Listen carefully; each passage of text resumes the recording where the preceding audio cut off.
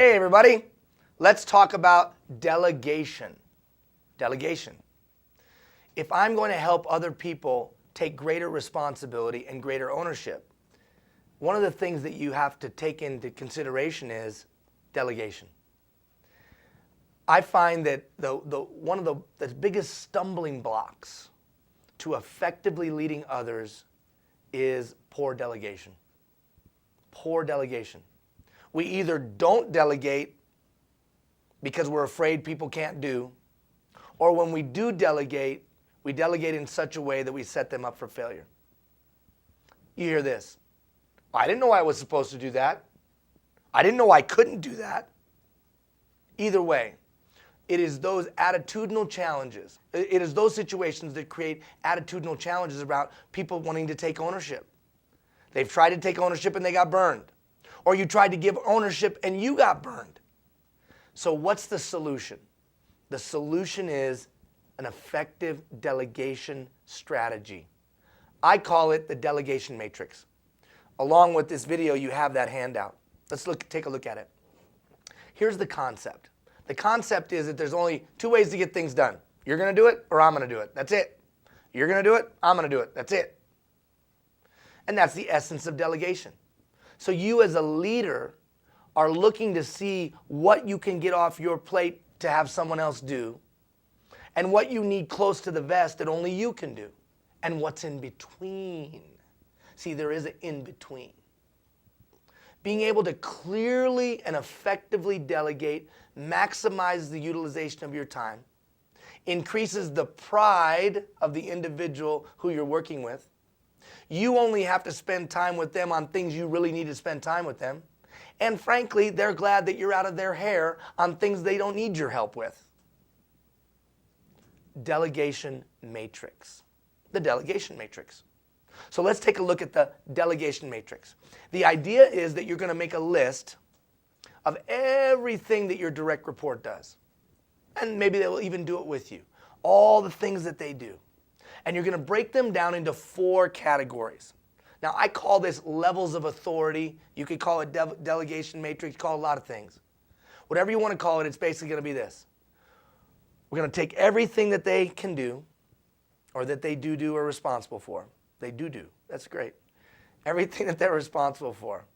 And we're going to break it down into 4 categories. And we're going to give them levels of authority in each one of those 4 categories. By putting things in each one of those 4 categories, levels of authority. The first will be ask and recommend. Ask and recommend. So we'll look across all of the things that they do, and we'll look at the areas where they have very little proficiency, very little experience, very little expertise. Because those are the areas that you don't just want them running wild. Because they make mistakes and problems, and now all of a sudden you got to deal with them. So in those areas, they're going to ask, and notice, recommend. They're not robots. And one of the residual impacts of this delegation matrix is you're growing people. So they're going to ask and recommend. These are where they have limited knowledge and proficiency. Then you're going to look at the balance of the things that they do. And you're going to see how many of those that they have some knowledge and some proficiency. In those areas where they have some knowledge and some proficiency, they're going to act and report immediately. They're going to go do it, but they're going to let you know. And the reason they're going to let you know is because if they've had a challenge, or if they have messed something up, or they've done it wrong, or what, you can still step in and correct it before it becomes a mushroom cloud. Act and report immediately. Then whatever's left over, you're going to go through and pick out those where they have a comfort level of knowledge and proficiency. They're comfortable, you're comfortable. In these areas, they will act and report periodically. Hey, I'm doing this. I want to let you know how it's going. Maybe that's in your weekly meeting, your monthly meeting, whatever it is. They're reporting how it's going. And then anything left over, act on own. This is where they show very significant knowledge and proven record of proficiency. In that, act on own. Act on own. Now, look at what this can do for you. Act on own, you don't even, they're great at it. You don't even talk to them about it. Maybe they give you an update every once in a while. act and report immediately, or act and report periodically, they're going to come back and let you know what's going on. So all of a sudden now you're only really involved in two: act and report immediately and ask and recommend.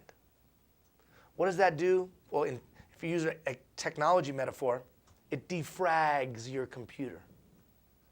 Now you're only focusing time where you're really needed, and it gives them a sense of owning something because they don't have to be micromanaged. If we're going to help create an atmosphere of responsibility, then we have to do it in very practical and real terms. How do I implement this, Ian? I would do it like this. I would sit down with my direct report and I'd say, there are times when I'm in your hair and I shouldn't be, and there's time when you're coming to me and you don't need to be. There are times when I slow you down, and there are times when you slow me down. Would you agree? And they're going to go like this, yes. So I got an idea here of how we can clear up the gray, where I'm there when you need me and when I'm not when you don't. And when you're there when I need you and you're not when I don't. So we're going to create a framework. That's what I just say to them. We're going to create a framework, and then I'd share this concept with them. And then we would literally mutually sit down and go through it. And then that would be our covenant. That would be our agreement. What do you mean by that? What I mean is that if it's act on own, stay away. Leave them alone. Don't get in their mess. Don't get in their business. Unless, of course, they're not performing to the standard that you've mutually agreed. So this is a living, breathing document. We review it every 90 days, every 6 months, whatever is appropriate. And we sit down and we say, well, gosh, in this area where you've been asking and recommending, you really have gotten great at that. You know, I think we need to move that to act and report periodically. You're doing awesome. Thanks. Or, wow, you know, I've got you acting on own, and we've had some major challenges there, some major issues. We may need to move this up into act and report periodically. I'd like to have my hand on the pulse a little bit more. But it's an objective tool, not a subjective tool. It gives people a sense of ownership. And as you can see, we're trying to grow everyone into act on own. So slowly but surely, each 6 months, something new moves into act on own. Something new moves into act and report immediately or periodically. Till you eventually will get to a point where you're only dealing with that direct report in very few things. This is the tool that allows you to get more done with less.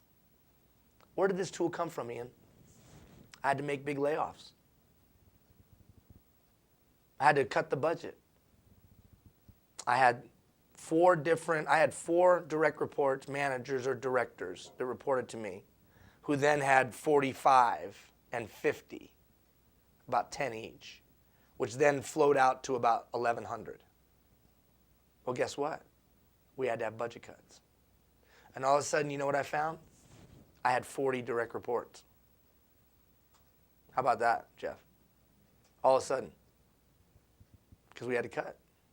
Well, the only way I could manage that many direct reports was I had to have some tool of delegation so that I was only involved with them in the things they really needed me to be involved in. It was out of just preservation, self-preservation. Well, who created this tool? You know, I don't even know. I can't remember if I created it or if I stole it from somebody else. So if I stole it from somebody else, I'm sorry, but I don't remember who you are. I've been doing it for so long that I don't even know where it came from. I just know it works. So if it's somebody else's, I give you credit, copyright or whatever. I don't know. I just know it works. So there it is. Couple keys. The 4 levels of authority are based on ongoing performance of the staff reporting to the manager. So in other words, it's continuous reporting, monitoring. Monitoring tools which support each activity to be assessed should be in place. So there's got to be some way that you are measuring if they're doing what they need to be doing. Full assessment of the performance are to be completed at mid and yearly review. If you do a mid-year review and an annual review, then this should be a part of that. Because if I'm constantly moving things back, then we've got a problem. people should be moving forward in their performance and be able to take on more responsibility. All right, so there's the simplicity of it. It's a delegation matrix. Now, whether you use this or you use some other structure strategy tool, I would suggest to you, if you don't have a formal way to delegate, too many things get caught in the gray. This is systematic, it's linear, it's clear, it's well laid out, it works. The only thing stopping you from using it is a little bit of sweat. I hope that this is valuable for you. I hope you'll use it to create a sense of ownership and responsibility, pride, and defrag your computer to free up your time to focus on only the things that you really need to be involved in and give ownership on those things that you don't. But do it in an organized and structured way so you don't have pitfalls and challenges that you'll regret later. All right? Take care, everybody.